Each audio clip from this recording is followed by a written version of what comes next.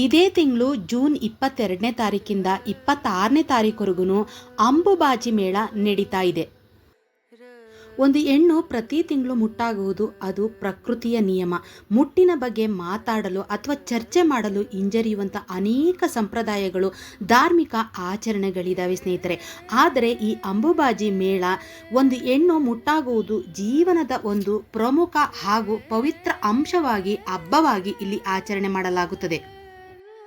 ಮುಟ್ಟನ್ನು ನಿಷಿದ್ಧವೆಂದು ಪರಿಗಣಿಸುವ ಬದಲು ಸೃಷ್ಟಿಯ ಅದು ಮೂಲವಾಗಿದೆ ಎಂದು ಬಹಿರಂಗವಾಗಿ ಇಲ್ಲಿ ಗೌರವಿಸಲಾಗುತ್ತದೆ. ಇಲ್ಲಿ ಯಾವುದೇ ದೇವಿಯ ಮೂರ್ತಿ ಇಲ್ಲ, ಬದಲಾಗಿ ನೆಲದ ಮೇಲೆ ಬಿರುಕಿನಿಂದ ನಿರಂತರವಾಗಿ ನೀರು ಹರಿಯುವ ನೈಸರ್ಗಿಕ ಯೋನಿಯನ್ನ ಇಲ್ಲಿ ಪೂಜಿಸಲಾಗುತ್ತದೆ. ಇಲ್ಲಿರುವ ದೇವಿಯು ಸಾಮಾನ್ಯ ದೇವರಂತೆ ಅಲ್ಲ ಸ್ನೇಹಿತರೆ. ದೇವಿ ತುಂಬ ವಿಭಿನ್ನವಾಗಿದ್ದಾಳೆ. ದೇವಿಯು ತನ್ನ ಮುಟ್ಟಿನ ದಿನಗಳನ್ನು ಎದುರಿಸುತ್ತಾಳೆ. ಹಾಗೆಯೇ ದೇವಿಯ ಮುಟ್ಟಿನ ದಿನಗಳನ್ನು ಹಬ್ಬದಂತೆ ಇಲ್ಲಿ ವರ್ಷದಲ್ಲಿ 3 ದಿನ ಆಚರಿಸಲಾಗುತ್ತದೆ. ಈ ದೇವಸ್ಥಾನದಲ್ಲಿ ಪ್ರಸಾದವಾಗಿ ದೇವಿಯ ಯೋನಿಗೆ ಮುಚ್ಚಿಟ್ಟಂತಹ ಕೆಂಪು ಬಣ್ಣದ ಬಟ್ಟೆಯನ್ನು ಪ್ರಸಾದವಾಗಿ ಭಕ್ತರಿಗೆ ನೀಡಲಾಗುತ್ತದೆ. ನಮಸ್ಕಾರ ಸ್ನೇಹಿತರೆ, ನಾನು ನಂದಿನಿ. ನಮ್ಮ ಕಿರುಪರಿಚಯ ಚಾನಲ್ಗೆ ಸ್ವಾಗತ. ಇವತ್ತಿನ ನಮ್ಮ ವಿಡಿಯೋದಲ್ಲಿ ಅಸ್ಸಾಂನ ಗೌಹಾಟಿನಲ್ಲಿರುವಂತಹ ನೀಲಾಚಲ ಬೆಟ್ಟದ ಮೇಲೆ ನೆಲೆಸಿರುವಂತಹ ಕಾಮಾಖ್ಯ ದೇವಿಯ ಬಗ್ಗೆ ತಿಳಿದುಕೊಳ್ಳೋಣ ಸ್ನೇಹಿತರೆ. ಇದೇ ತಿಂಗಳು ಜೂನ್ 22ರಿಂದ 26ರವರೆಗೆ ಅಂಬುಬಾಜಿ ಮೇಳ ನಡೀತಾ ಇದೆ ಸ್ನೇಹಿತರೆ. ಈ ಅಂಬುಬಾಜಿ ಮೇಳ ನಡೀತಾ ಇರುವಂಥದ್ದು ಅಸ್ಸಾಂನಲ್ಲಿರುವಂತಹ ಕಾಮಾಖ್ಯ ದೇವಿ ದೇವಸ್ಥಾನದಲ್ಲಿ. ಅಸ್ಸಾಂನಲ್ಲಿರುವಂತಹ ಕಾಮಾಖ್ಯ ದೇವಿ ದೇವಸ್ಥಾನದಲ್ಲಿ ಯಾವುದೇ ದೇವಿಯ ವಿಗ್ರಹವನ್ನು ಇಲ್ಲಿ ಪೂಜೆ ಮಾಡುವುದಿಲ್ಲ, ಬದಲಾಗಿ ದೇವಿಯ ಯೋನಿಗೆ ಇಲ್ಲಿ ಪೂಜೆಯನ್ನು ಮಾಡಲಾಗುತ್ತದೆ. ವರ್ಷದಲ್ಲಿ 3 ದಿನ ಲಕ್ಷಾಂತರ ಜನ ಈ ಅಂಬುಬಾಜಿ ಮೇಳದಲ್ಲಿ ಭಾಗವಹಿಸಿ ತಾಯಿಯ ಆಶೀರ್ವಾದವನ್ನು ಪಡೆಯುತ್ತಾರೆ.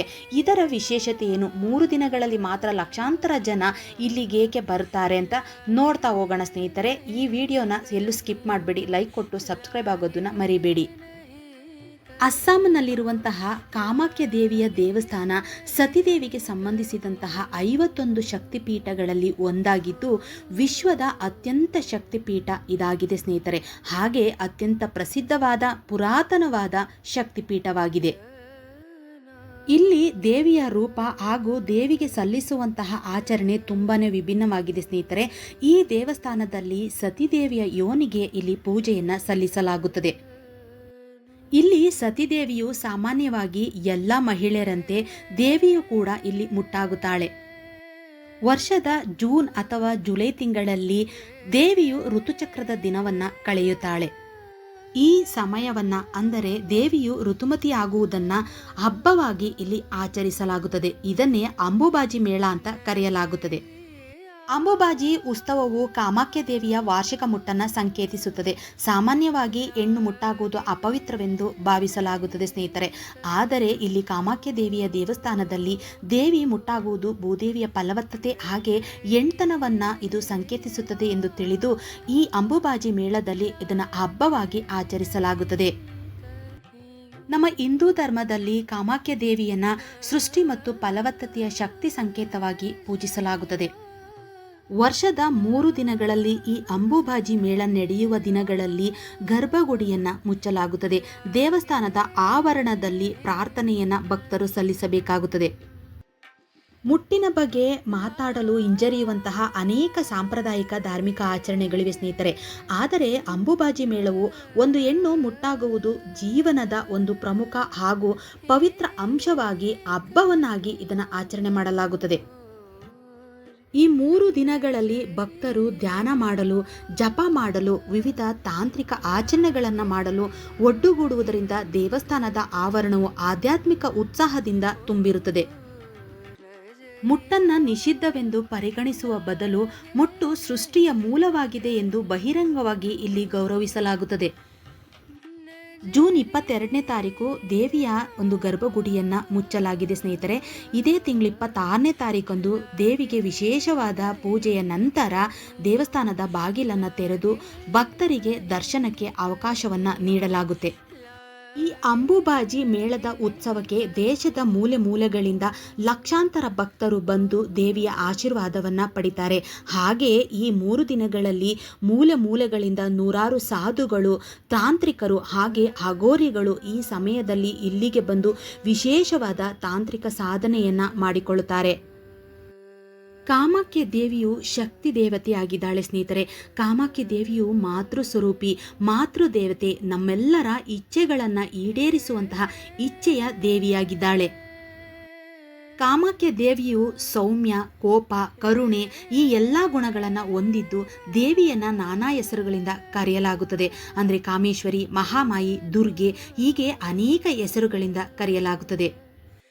ಕಾಮಾಖ್ಯ ದೇವಿಯು ಶಕ್ತಿ ದೇವತೆಯಾಗಿದ್ದು ದೇವಿಯು ಪಾರ್ವತೀ ದೇವಿಯ ಅವತಾರವಾಗಿ ದೈವಿಕ ಶಕ್ತಿಯಾಗಿ ಇಲ್ಲಿ ಪ್ರತಿನಿಧಿಸುತ್ತಾಳೆ. ಕಾಮಾಖ್ಯ ದೇವಿಯು ದುರ್ಗಾದೇವಿಯೊಂದಿಗೆ ಗುಪ್ತಕಾಮ, ಶ್ರೀಕಾಮ, ಭುವನೇಶ್ವರಿಯಾಗಿ ಅಷ್ಟಶಕ್ತಿಯಾಗಿ ಪ್ರತಿನಿಧಿಸುತ್ತಾಳೆ. ಶಕ್ತಿ ದೇವತೆಯಾಗಿರುವ ಕಾಮಾಖ್ಯ ದೇವಿಯ ಶಕ್ತಿಯನ್ನು ವಿಶಿಷ್ಟ ಅಭಿವ್ಯಕ್ತಿಯಾಗಿ ಇಲ್ಲಿ ಪೂಜಿಸಲಾಗುತ್ತದೆ. ಪ್ರಪಂಚಾದ್ಯಂತಹ ಭಕ್ತರು ದೇವಿಯ ಆಶೀರ್ವಾದವನ್ನು ಪಡೆಯಲು, ವಿಶೇಷವಾಗಿ ತಾಯಿಯಾಗಲು ಬಯಸುವಂಥವರು, ಮುಟ್ಟಿನ ಸಮಸ್ಯೆಗಳಿಗೆ ಪರಿಹಾರ ಬಯಸುವಂಥವರು ಇಲ್ಲಿ ಬಂದು ದೇವಿಯ ದರ್ಶನವನ್ನು ಪಡೆಯುತ್ತಾರೆ. ಇಲ್ಲಿ ಇನ್ನೊಂದು ವಿಶೇಷತೆ ಏನಂದರೆ, ಈ 3 ದಿನಗಳ ನಂತರ ದೇವಸ್ಥಾನದ ಬಾಗಿಲನ್ನು ತೆರೆದಾಗ ಅಲ್ಲಿ ನೀರಿನ ಬುಗ್ಗೆಯು ಕೆಂಪು ಬಣ್ಣಕ್ಕೆ ತಿರುಗಿರುತ್ತದೆ. ಆ ನೀರನ್ನು ಪವಿತ್ರ ತೀರ್ಥವಾಗಿ ಭಕ್ತರಿಗೆ ವಿತರಿಸಲಾಗುತ್ತದೆ. ಹಾಗೆಯೇ ಮುಟ್ಟಿನ ಸಮಯದಲ್ಲಿ ಬಳಸಿದಂತಹ ಬಿಳಿ ಬಟ್ಟೆ, ಅಂದರೆ ದೇವಿಯ ಯೋನಿಗೆ ಮುಚ್ಚಿದಂತಹ ಬಿಳಿ ಬಟ್ಟೆ ಕೆಂಪು ಬಣ್ಣವಾಗಿ ಬದಲಾಗುತ್ತದೆ. ಅದನ್ನು ಭಕ್ತರಿಗೆ ಪ್ರಸಾದವಾಗಿ ನೀಡಲಾಗುತ್ತದೆ.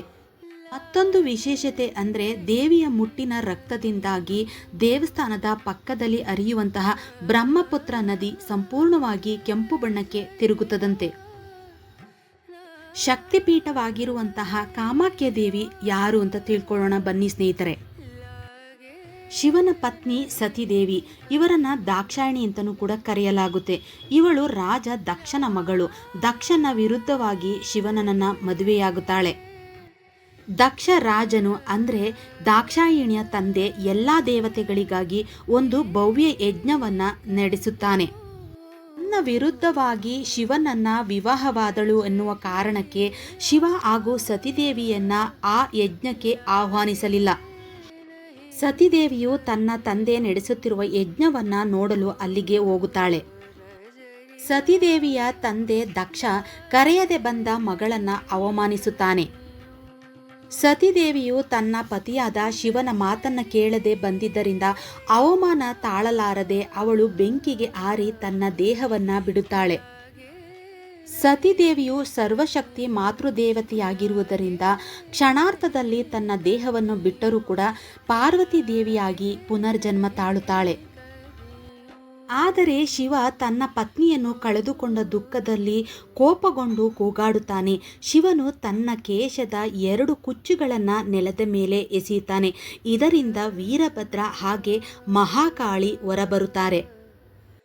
ಶಿವನು ತನ್ನ ಪತ್ನಿಗಾಗಿ ವೀರಭದ್ರನಾಗಿ ಬದಲಾಗುತ್ತಾನೆ. ವೀರಭದ್ರ, ಮಹಾಕಾಳಿ ಆ ಯಜ್ಞವನ್ನು ನಾಶಪಡಿಸುತ್ತಾರೆ. ವೀರಭದ್ರನಾದ ಶಿವನು ದಕ್ಷನ ತಲೆಯನ್ನ ಕತ್ತರಿಸುತ್ತಾನೆ.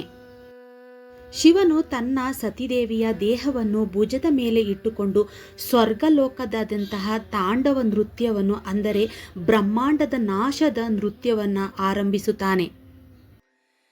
ಸಂಪೂರ್ಣವಾಗಿ ತನ್ನ ಪತ್ನಿಯ ದೇಹವು ಕೊಳೆತು ಹೋಗುವವರೆಗೂ ನಿಲ್ಲುವುದಿಲ್ಲ ಎಂದು ಪ್ರತಿಜ್ಞೆ ಮಾಡುತ್ತಾನೆ. ಇತರ ದೇವತೆಗಳು 3 ಲೋಕದ ವಿನಾಶದ ಭಯದಿಂದ ವಿಷ್ಣುವನ್ನ ಶಿವನನ್ನು ಸಮಾಧಾನಪಡಿಸಲು ಪ್ರಾರ್ಥಿಸುತ್ತಾರೆ. ಶಿವನು ನೃತ್ಯ ಮಾಡುತ್ತಾ ಸಂಚರಿಸಿದಲ್ಲೆಲ್ಲ ವಿಷ್ಣುವು ಹಿಂಬಾಲಿಸುತ್ತಾನೆ. ವಿಷ್ಣುವು ತನ್ನ ಶಸ್ತ್ರವಾದ ಸುದರ್ಶನ ಚಕ್ರದಿಂದ ಸತಿಯ ದೇಹವನ್ನ ನಾಶಪಡಿಸುತ್ತಾನೆ. ತನ್ನ ಪತ್ನಿ ಸತಿದೇವಿಯ ದೇಹವು ತುಂಡಾಗಿರುವುದನ್ನು ಕಂಡಂತಹ ಶಿವನು ಇನ್ನೂ ಕೋಪಗೊಂಡು ಮಹಾ ತಪಸ್ಸಿಗೆ ಕುಳಿತನು. ಸತಿದೇವಿಯ ದೇಹವು 51 ತುಂಡುಗಳಾಗಿ ಬಿದ್ದಂತಹ ಸ್ಥಳಗಳನ್ನು ಶಕ್ತಿಪೀಠಗಳೆಂದು ಕರೆಯಲಾಗುತ್ತದೆ. ಸತಿದೇವಿಯ ದೇಹದ ಒಂದೊಂದು ತುಂಡುಗಳು ವಿವಿಧ ಶಕ್ತಿಶಾಲಿ ದೇವತೆಗಳಿಗೆ ಸಮರ್ಪಿಸಲಾಗಿದೆ.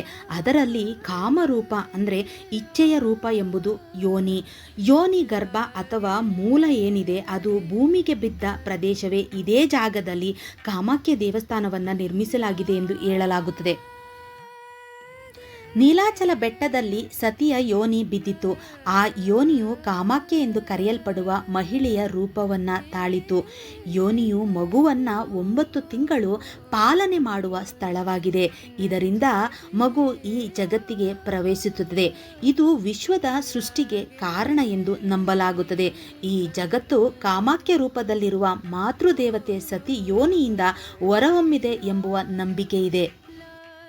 ಇನ್ನೊಂದು ಕಥೆಯ ಪ್ರಕಾರ ನರಕಾಸುರ ಎಂಬ ರಾಕ್ಷಸ ಕಾಮಾಖ್ಯ ದೇವಿಯ ಸೌಂದರ್ಯಕ್ಕೆ ಮಾರು ಹೋಗಿ ಕಾಮಾಖ್ಯ ದೇವಿಯನ್ನು ಮದುವೆಯಾಗಲು ಬಯಸುತ್ತಾನೆ. ಆದರೆ ದೇವಿಯು ಆತನಿಗೆ ಒಂದು ಷರತ್ತನ್ನು ವಿಧಿಸುತ್ತಾಳೆ. ಅದರಂತೆ ನರಕಾಸುರ ಒಂದೇ ರಾತ್ರಿಯೊಳಗೆ ಬೆಟ್ಟದ ತಪ್ಪಲಿನಿಂದ ದೇವಾಲಯದವರೆಗೆ ಕಲ್ಲಿನ ಮೆಟ್ಟಿಲುಗಳನ್ನು ನಿರ್ಮಿಸಬೇಕು ಎಂದು ನರಕಾಸುರನಿಗೆ ಒಂದು ಷರತ್ತನ್ನು ನೀಡುತ್ತಾಳೆ. ಆದರೆ ನರಕಾಸುರ ತನ್ನ ಮಾಯಾಶಕ್ತಿಯಿಂದ ಆ ಕೆಲಸವನ್ನು ಮುಗಿಸುವ ಹಂತಕ್ಕೆ ಬಂದಾಗ ದೇವಿಯು ಭಯಭೀತಳಾಗಿ ಕೋಳಿಯೊಂದನ್ನು ಕೂಗುವಂತೆ ಅಂದರೆ ಬೆಳಗಾಯಿತು ಎಂದು ಬಿಂಬಿಸುತ್ತಾಳೆ. ಆತನ ಕೆಲಸವನ್ನು ಅಪೂರ್ಣಗೊಳಿಸುತ್ತಾಳೆ. ಇವತ್ತಿಗೂ ಕೂಡ ಆ ನೀಲಾಚಲ ಬೆಟ್ಟದ ಮೆಟ್ಟಿಲುಗಳು ಅಪೂರ್ಣವಾಗಿರುವುದನ್ನು ನಾವು ಕಾಣಬಹುದು. ಇನ್ನು ಕಾಮಾಖ್ಯ ದೇವಸ್ಥಾನವನ್ನು 8ನೇ ಹಾಗೂ 9ನೇ ಶತಮಾನದಲ್ಲಿ ಕಟ್ಟಿಸಲಾಗಿದೆ ಅಂತ ಹೇಳಲಾಗುತ್ತೆ.